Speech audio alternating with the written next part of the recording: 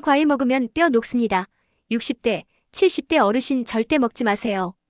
안녕하세요. 낭만 닥터 비입니다. 어르신 여러분, 나이가 들수록 뼈 건강이 정말 중요하지요. 그런데 혹시 우리가 매일 맛있게 먹는 과일 중 일부가 오히려 뼈를 약하게 만들 수 있다는 사실 들어보신 적 있으신가요? 일반적으로 과일은 건강에 좋다고 알고 있는데 몇 가지 과일은 60대 이후 어르신들의 뼈 건강에 부담을 줄 수 있습니다. 실제로 폐경 후에는 뼈가 급격히 약해져서 65세 이상 여성의 절반과 남성의 20%가 골다공증성 골절을 겪는다고 알려져 있어요. 그만큼 나이 들면 뼈가 부러지기 쉬워지는데요. 오늘은 뼈를 녹일 수도 있는 과일 3가지를 짚어보고 왜 그런지 이유와 예방법까지 하나씩 말씀드릴게요. 마지막에는 뼈 건강을 지키는 생활 수칙들도 알려드릴 테니 끝까지 편안하게 들어주세요. 자, 그럼 시작해볼까요? 먼저 첫 번째로 조심해야 할 과일은 바나나예요. 부드럽고 달콤해서 많은 분들이 아침마다 즐겨 드시는 과일이지요.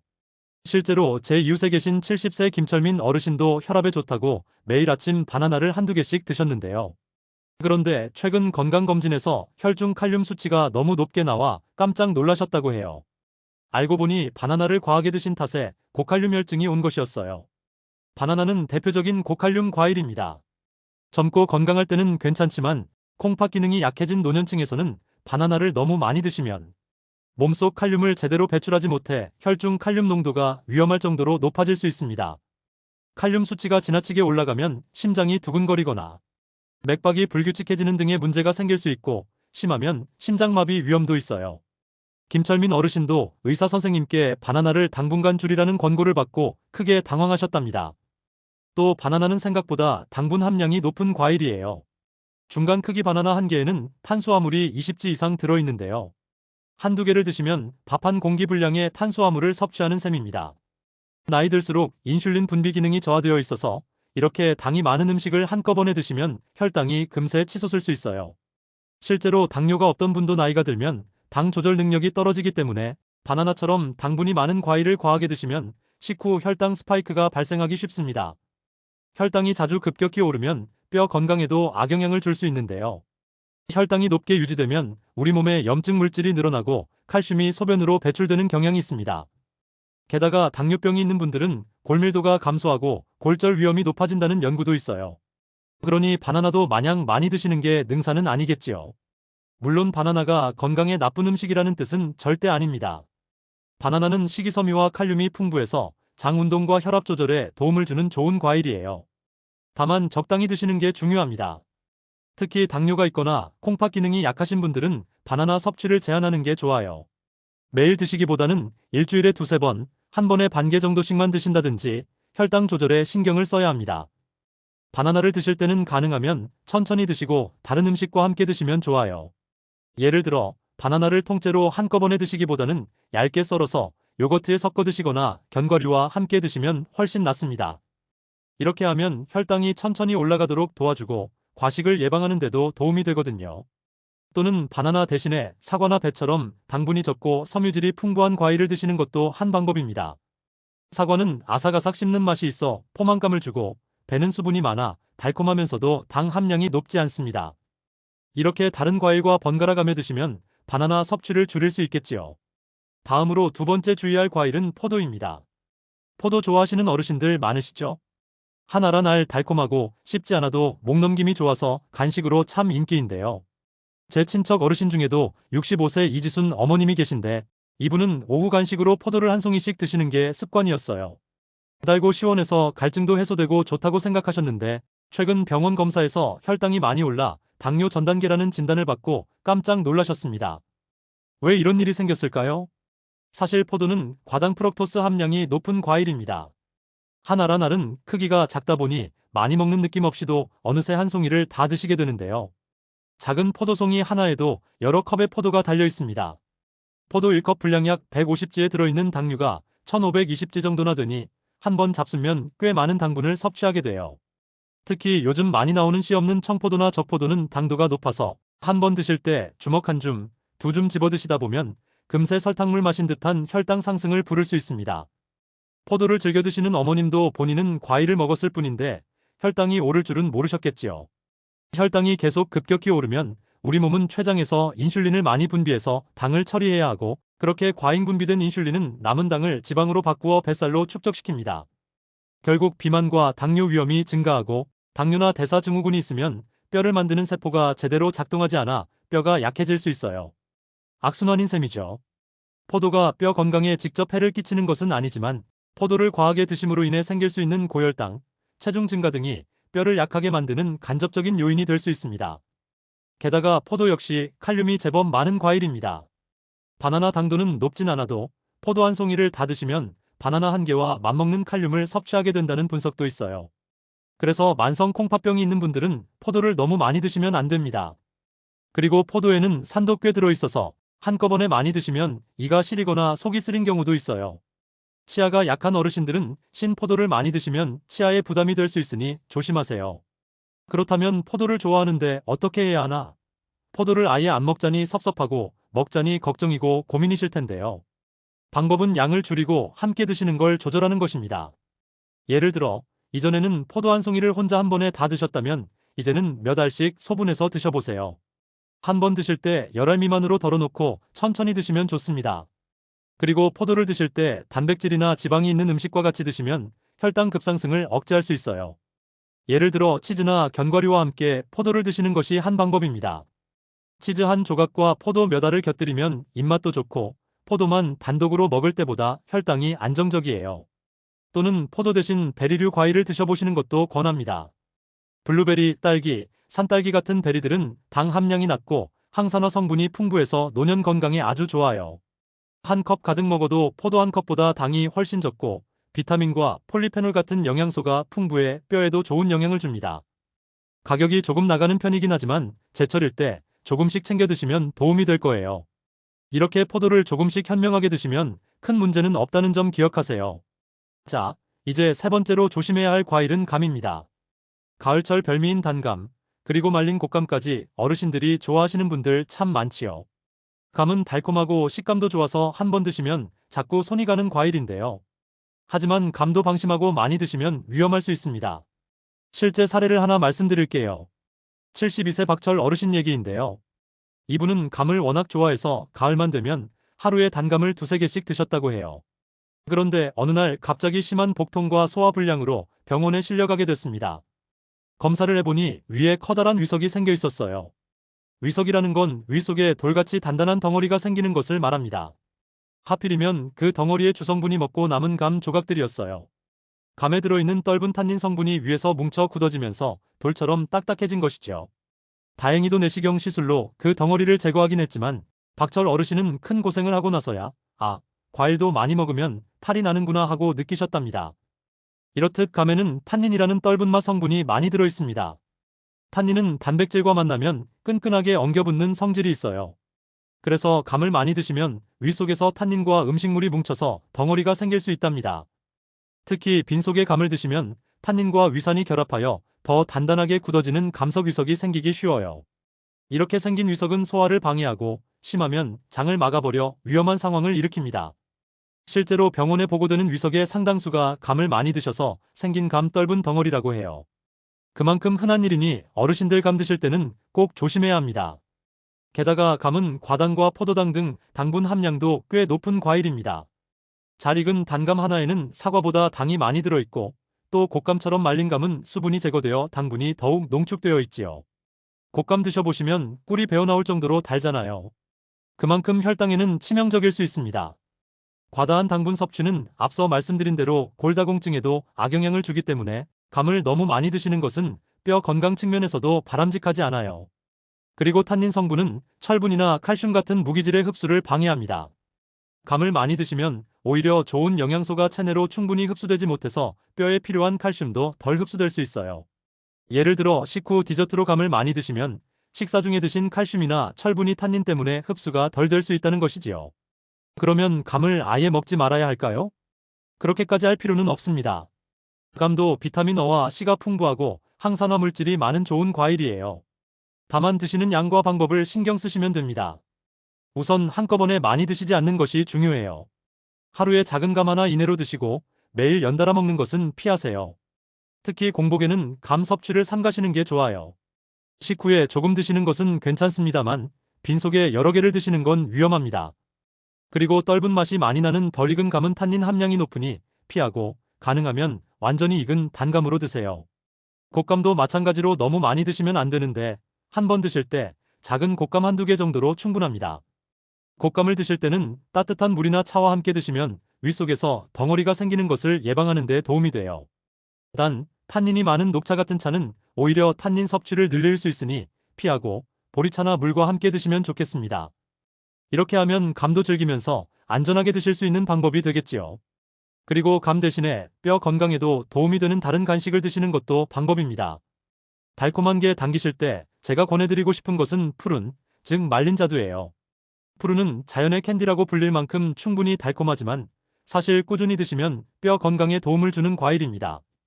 해외 연구에 따르면 폐경 후 여성들이 매일 푸른을 섭취했더니 골밀도 감소가 줄고 오히려 골밀도가 향상되는 효과가 있었다고 해요. 그만큼 뼈에 좋은 성분이 많은 것이지요. 푸른에는 칼슘과 마그네슘, 비타민 K, 그리고 항산화 성분이 풍부해서 뼈를 강화하는 데 도움이 됩니다. 게다가 식이섬유도 많아서 변비에도 좋아요. 단, 푸른도 많이 먹으면 배탈이 날 수 있으니 하루 23개 정도가 적당합니다. 또 다른 대안으로는 무화과를 추천드립니다. 특히 말린 무화과가 칼슘이 많아요. 무화과는 옛날에 우리나라에선 쉽게 먹지 않는 과일이었지만 요즘은 마트에도 많이 팔지요. 말린 무화과 23개만 드셔도 우유 한 컵에 버금갈 정도의 칼슘을 섭취할 수 있습니다. 게다가 단맛도 있어서 감 대신 충분히 만족스럽게 드실 수 있는 건강 간식이에요. 이렇듯 감이나 곶감이 당기실 때 가끔은 이런 푸른이나 무화과 같은 다른 과일로 바꿔보시면 뼈 건강에도 더 이롭고 위에도 편할 거예요. 자, 이렇게 해서 뼈를 약하게 만들 수 있는 3가지 과일 바나나, 포도, 감에 대해 살펴보았습니다. 들어보니 좀 의외의 과일들도 있었지요. 아마 많은 어르신들께서 아니, 과일이 몸에 좋다더니 도대체 왜 먹지 말라는 거야? 하고 놀라실 수도 있을 것 같습니다.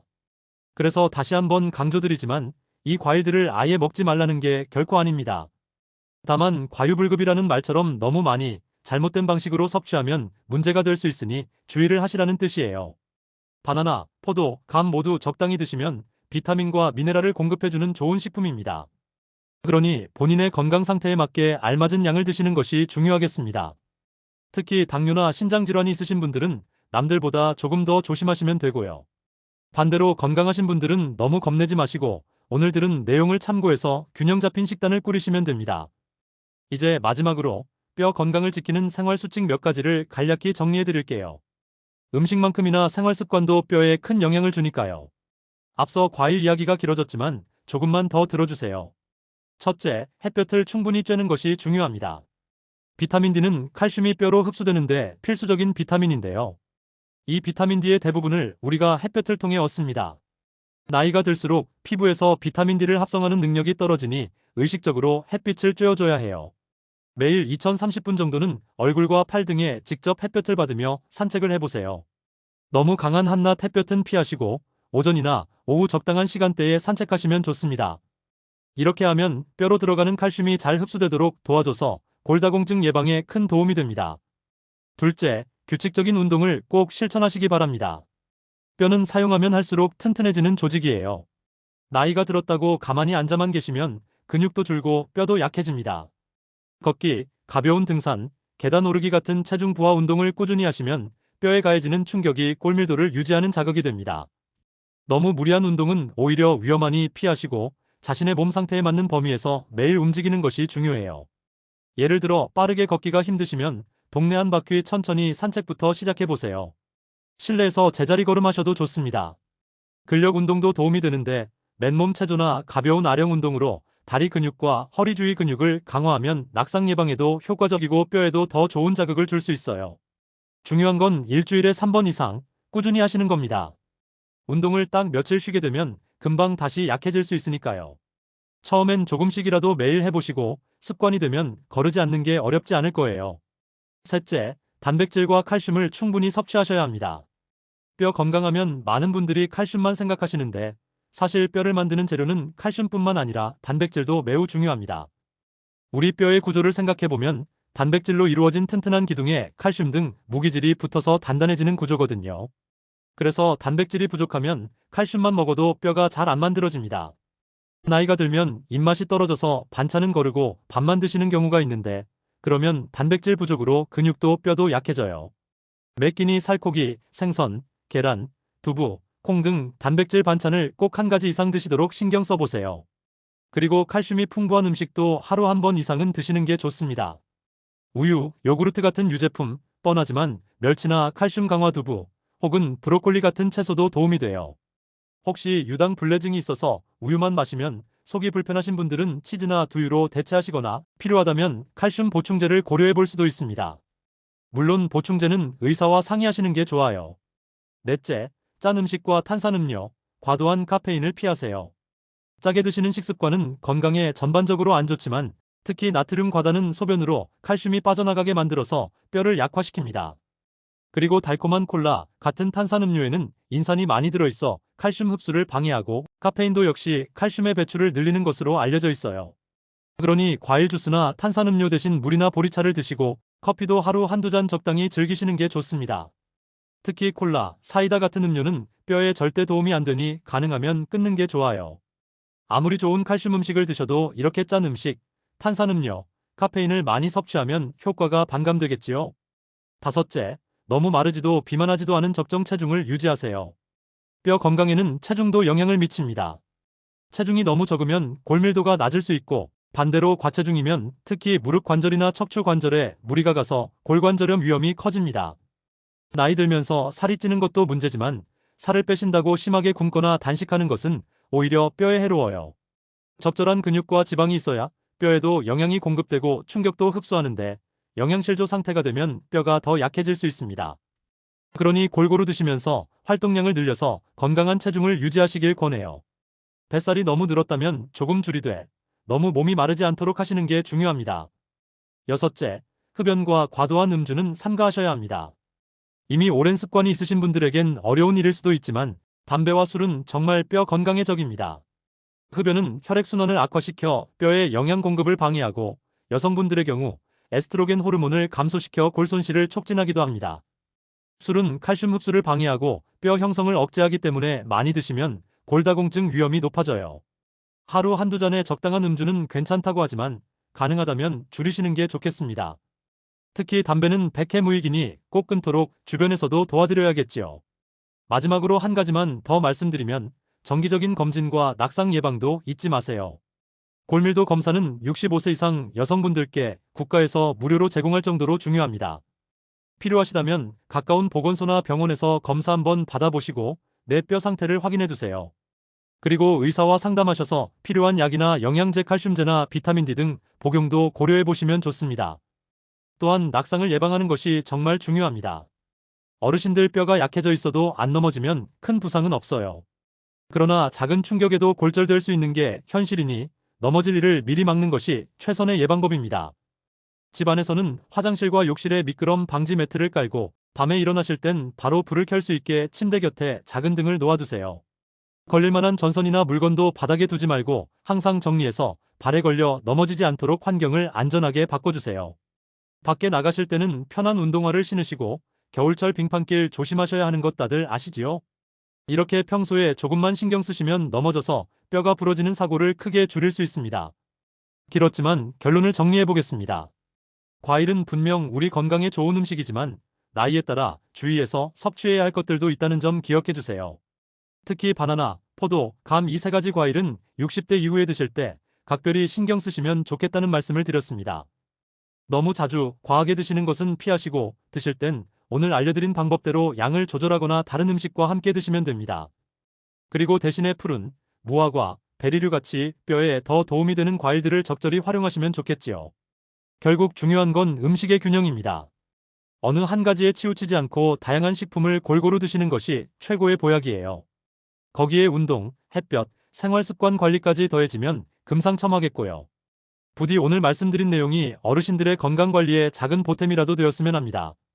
제 이야기 들어주셔서 정말 감사하고요. 뼈가 튼튼해야 100세까지 건강하게 네 발로 걸을 수 있다는 말이 있죠. 오늘부터 저와 함께 배운 내용을 하나씩 실천하셔서 앞으로도 오랫동안 건강하고 활기찬 일상을 보내시길 진심으로 바랍니다. 항상 건강하시고 행복하세요. 저는 다음 시간에 또 인사드리겠습니다. 감사합니다.